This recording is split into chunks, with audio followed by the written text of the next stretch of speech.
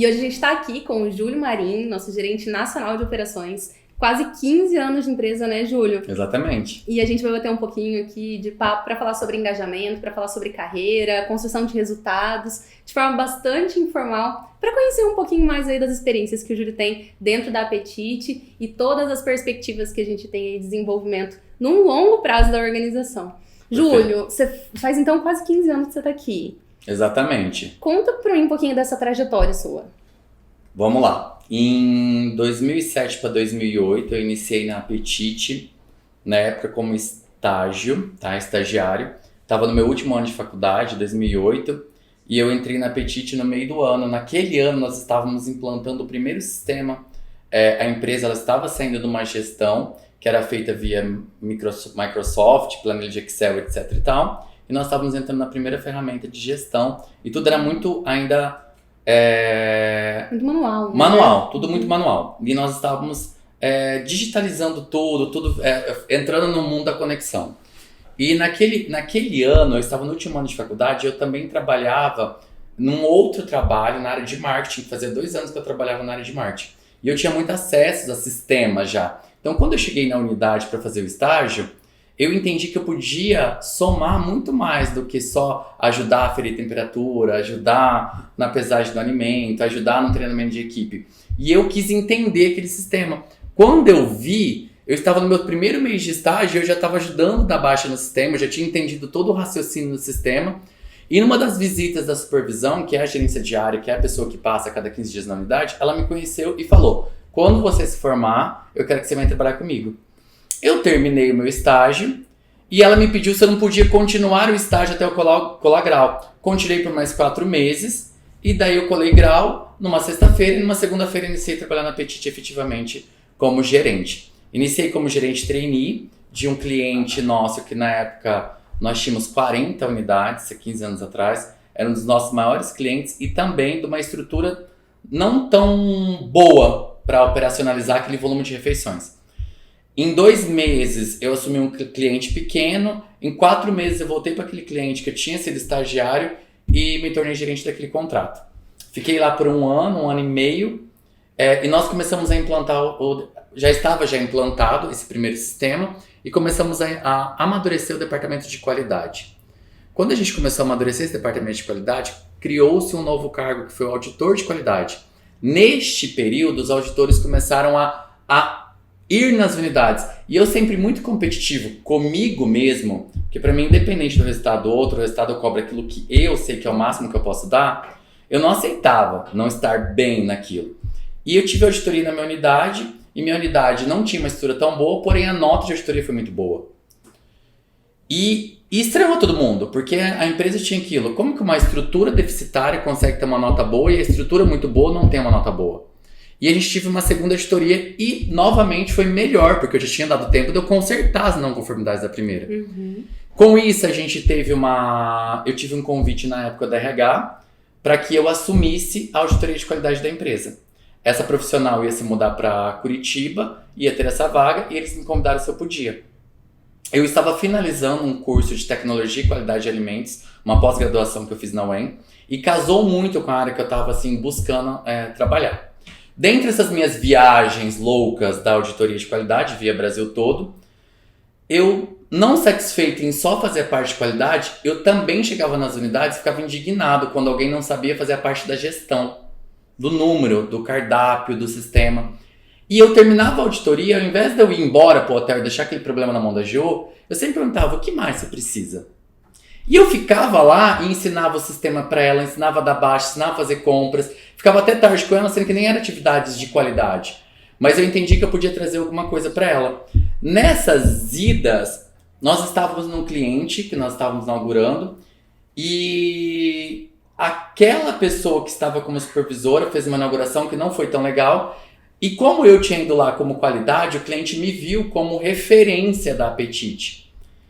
E foi uma inauguração que não foi legal, teve muita falha de processos anteriores à inauguração, e ele nos deu uma chance. E ele falou: amanhã eu quero uma nova inauguração e quem vai fazer isso é você. Na época eu estava com uma qualidade, ele me viu como, por ele entender que eu era da qualidade, eu me apresentava como auditor de qualidade, Ele entendeu que não ter qualidade também era comigo. E não que somente era qualidade de temperatura, de armazenamento, de higienização comportamental, etc e tal. Ele entendeu que também era uma qualidade como um todo, de entrega de serviço, de atendimento e tudo mais. Eu lembro que eu pedi para um instrutor técnico de Londrina ir para a cidade de Pato Branco. Nós ficamos lá, rodamos a noite na unidade, no outro dia fizemos uma reinauguração. Nisso a gente fez uma reinauguração e foi um sucesso. Esse cliente entrou em contato com a nossa presidente, que é a Márcia, falou, ó, se manter assim tá tudo bem, mas eu gostaria que ele ficasse aqui, que eu ficasse. Nossa. E ela me ligou e falou bem assim, Júlio, eu preciso que você esteja aqui segunda-feira. Eu falei, segunda eu não consigo, não me fosse hoje. Eu falei, segunda eu não consigo porque ainda vou estar aqui, mas eu vou ver de ônibus quarta-feira. E eu vim pra matriz pensando que eu iria, tipo, que ela iria me oferecer assumir a gerência desta unidade. Foi quando veio a surpresa de assumir a gerência diária. Então eu tive um boom profissional muito rápido. Eu com 1 ano e meio de formado, eu estava como supervisor. E ela na época, me deu a proposta de eu assumir todo o Curitiba e Santa Catarina como gerente de área. Eu aceitei. E me mudei para Curitiba, assumi essa área. A área começou a crescer bastante. Foi uma inauguração atrás da outra. Bastante inauguração. Neste momento, surgiu uma oportunidade de gerência de área dentro de Maringá. Eu tinha deixado bem claro, se quando tivesse aqui na minha região, eu gostaria, porque minha família era de cá. Fiquei 1 ano e 2 meses lá, assumi a gerência de área de Maringá. E daí eu fiz a diferença. Daí eu falei, agora que eu estou dentro de Maringá, eu vou mostrar para quem eu ver. Então eu tinha um time, formei o time. Foi a primeira área a atingir 80% de BSC. Nós estávamos implantando o BSC. A equipe muito engajada, eu sabia cada desvio dos controles, até que entendemos que a gente precisava criar um setor mais forte de PCP, porque era tudo descentralizado, tanto compra, gestão de pedido, era tudo descentralizado. E pelo meu resultado, tanto de entrega financeira quanto de clientes, novamente me fez a proposta, eu não assumiria a área de PCP. E eu assumi a área de PCP, que foi a área que eu fiquei 5 anos como gerente de departamento de PCP. Nesses 5 anos, logo já de início, nós fizemos a aquisição de uma segunda ferramenta de tecnologia. E daí a gente depois implantou o CD, foi implantando várias coisas, descentralizou a operação. E novamente, nesse contexto todo, necessitando de oxigenar a operação, e eu também querendo muito já voltar para a operação, tive a oportunidade de voltar como gerente regional de operações, que fiquei por quase 5, 6 anos, e agora faz 6, 7 meses que eu assumi a nível nacional a operação.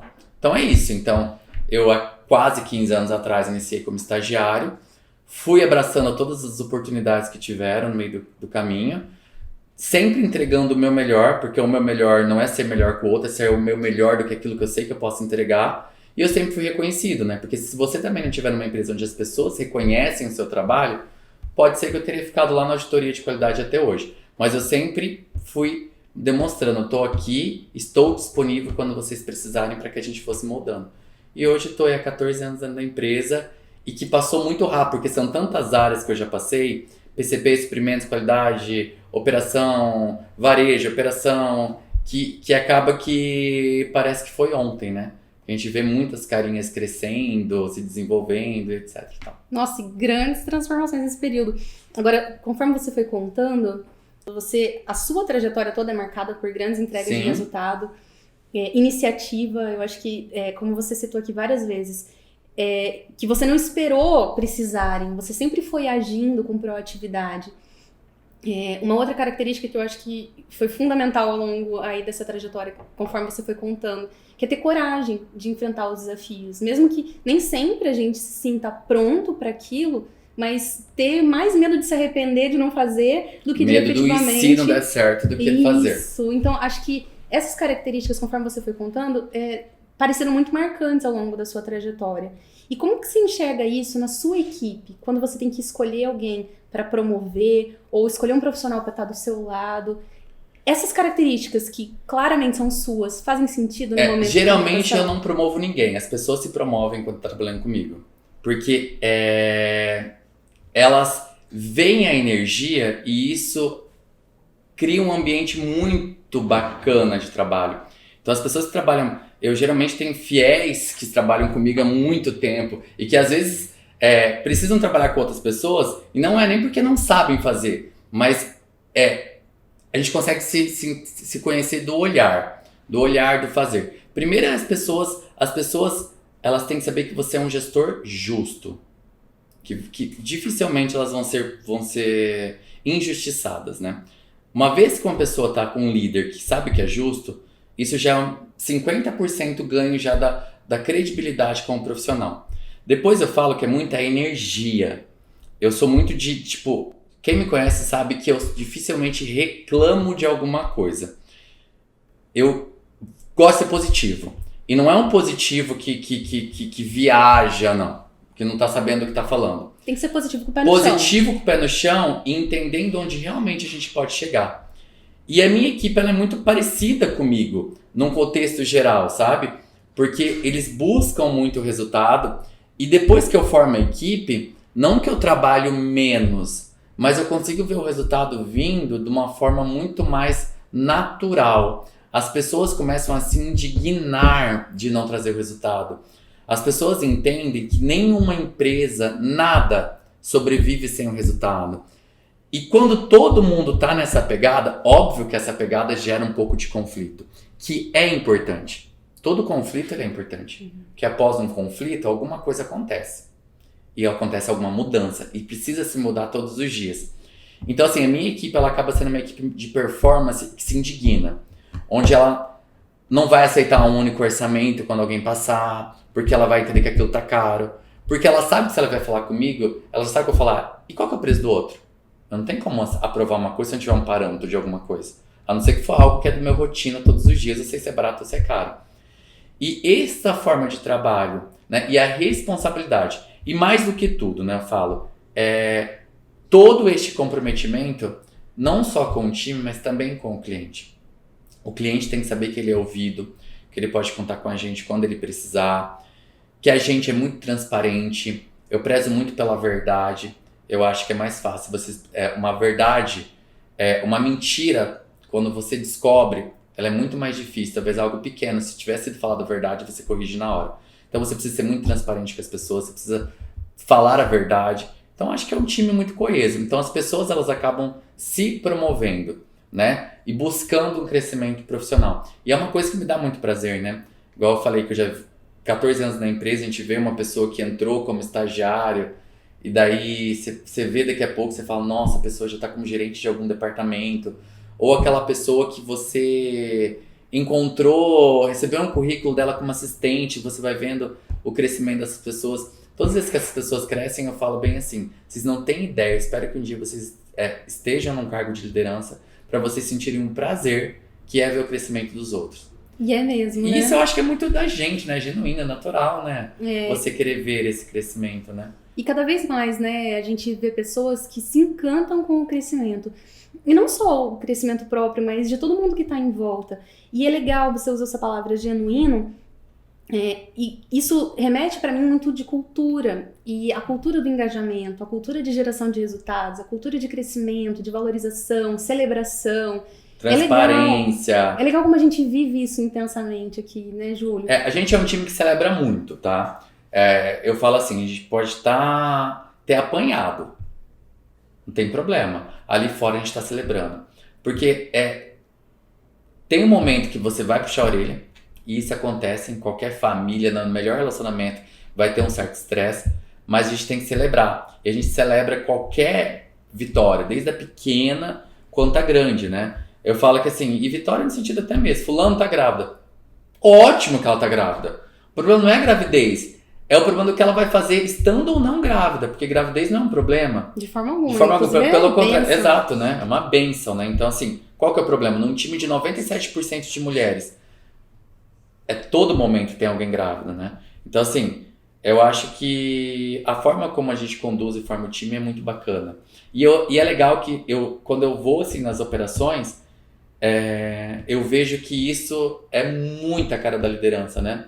Então as lideranças que eu comecei a trabalhar agora, há pouco tempo, eu já comecei na segunda reunião e falei, nossa, já é outra energia, outra pegada, as pessoas estão vindo com uma ideia de trazer a solução, menos apontar o dedo, menos de ficar... Eu falo assim, achou o problema? Tem que identificar o problema? Tem, porque sem identificar, você não tem uma solução.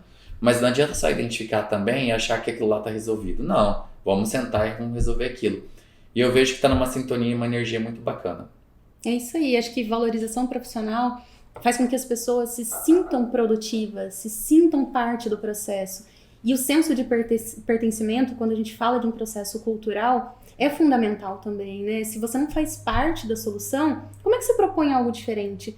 Tem que se sentir parte do todo, se sentir produtivo para conseguir agregar. E acho que o papel da liderança na forma de comunicar isso para as equipes, de demonstrar, de ser exemplo de participação, faz toda a diferença. Tenho certeza que seu time se sente muito mais engajado, muito mais produtivo, Sim. que entrega muito mais resultado, porque você leva essa mensagem para as pessoas. Exato. Eu fiz uma reunião semana passada em São Paulo e a gente estava falando exatamente de valorização profissional. E a gente usou alguns exemplos, né? Como valorizar um profissional e qual a expertise que a gente tem na tratativa de pessoas. Se você tem um time, por exemplo, de 2 pessoas, é uma forma que você vai tratar. Se você tem um time de 20 pessoas, você vai tratar de outra forma. E não significa que você vai tratar A ou B ruim. Um você vai tratar bom, outro ruim. Não. Quando você trabalha com mais 2 pessoas, você consegue se entender muito mais daquela pessoa. A proximidade é maior. A proximidade é muito maior. E que se você não tiver nisso, você nunca vai ter ninguém. Porque essas 2 pessoas, elas vão ser fiéis a você. E onde eu tenho 2, o dia que falta uma, faltou 50% da equipe. Então você precisa disso. Você precisa estar muito próximo. Quando você está falando de um time de 20 pessoas, faltou uma pessoa, faltou 5% da sua equipe, não 50%. Então você consegue ainda trabalhar remanejando o time. E se você, desses 20, você tiver 2 que você trata com diferença das 18, você vai perder 18 todo mês. Porque as pessoas falam, trata diferente aquelas 2. Trata diferente aquelas 2 e não vou falar. Então até nisso a gente tem que falar com as pessoas lá fora, e daí é onde entra também a questão do perfil profissional. Eu falo muito que a zona de conforto ou estagnação profissional, ela depende muito de onde a pessoa quer chegar. Se a pessoa ela faz muito bem feito o papel dela, nós temos gerentes que estão há 15 anos no mesmo cliente. O cliente adora o trabalho dela e ela é muito feliz. Ela entrega o resultado e ela entrega satisfação. Ela está no ápice do crescimento dela, está tudo bem, é uma decisão dela. Ela não precisa se tornar uma gerente de área. Porque às vezes você vai tirar ela dali, você vai colocar ela como gerente de área. Uma boa gerente de unidade não é um bom gerente de área. Que não é um bom gerente regional. Que não é um bom gerente nacional. Cada nível a gente tem que estar mais preparado, como não é um bom diretor. Então assim, o bom gerente, bom analista não vai ser um bom coordenador e assim por diante. Então você entender também onde cada um pode chegar e onde cada um quer chegar. Porque assim, ele pode chegar aqui, mas ele quer chegar aqui, o papel do líder é fazer ele chegar aqui. É falar, ó, falta você desenvolver isso, falta você desenvolver isso, mas eu tô aqui pra te ajudar. Eu tô aqui para fazer isso para você. Então eu acho que tem a questão de crescimento profissional, valorização profissional, ela vai muito além, né? Ela é do dia a dia, ela faz com que as coisas fluam, né? E uma outra palavra que você usou, que também me chamou a atenção, até para puxar aí o nosso bate-papo. Você falou algumas vezes sobre a relação de confiança, que remete Sim. à lealdade. E tanto da organização com os seus colaboradores, num aspecto de respeito, de entender as necessidades de desenvolvimento, de entender a vontade profissional, né, das pessoas. Essa relação de lealdade da empresa com os seus colaboradores e do próprio colaborador com o seu time, com seus líderes, com a própria organização.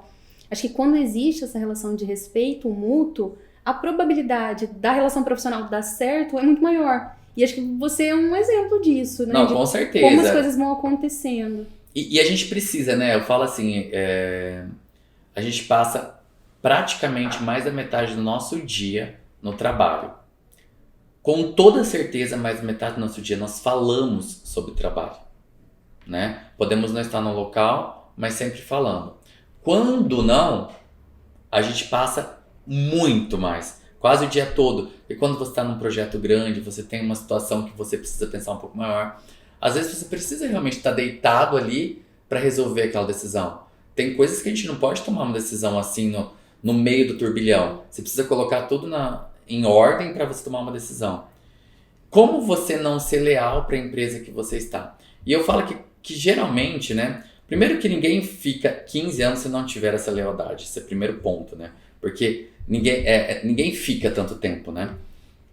E hoje, né? Uma coisa que eu falo muito, né? A gente recebe muitos currículos, né? Via LinkedIn, via e-mail, via site da Petite. E a gente muitas vezes vê que pessoas em 5 anos de trabalho passou por 15 empresas.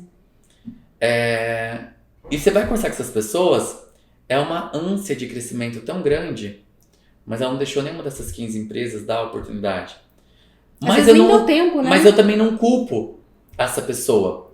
Porque eu imagino, será que ela teve um líder que entendeu que essa pessoa queria um crescimento e sentou e falou, ó, amiguinho, eu tô aqui, mas para chegar aqui são 15 anos. E eu não estou dizendo que você vai demorar 15, porque eu sei que você não vai esperar 15 anos para estar aqui. Mas assim, não espere isso em 6 meses. Daqui 6 meses você tá aqui, vamos trabalhar para daqui mais 6 você vai estar aqui, daqui mais 6 você vai estar aqui. Enquanto isso, ó, nessa linha de tempo você se desenvolve nisso. Então eu falo, muitas vezes eu entrevisto, mesmo tendo minha agenda mega apertada, quando existe um currículo que eu recebi mais de 1 ou 2 vezes, eu falo, vou bater um papo com essa pessoa. Porque às vezes realmente ela também não teve um líder que teve essa percepção, né? E a gente precisa, junto com os nossos liderados, às vezes sair um pouquinho da conversa só profissional. Hoje a gente que está liderando, a gente tem que escutar, independente do cargo da pessoa, às vezes a pessoa só quer que a gente escuta ela, né? E fazer com que o clima seja mais ameno, seja mais gostoso, como aconteceu na reunião, que o cliente veio aqui, Maurício ficou super feliz pelo convite, fez um treinamento direcionado para o time da Petite.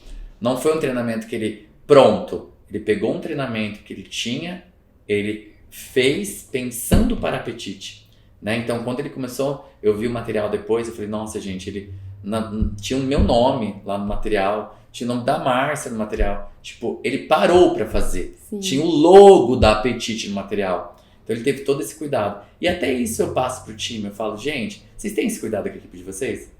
Parece que não, mas faz toda a diferença. Faz toda a diferença. E todo mundo tá avaliando.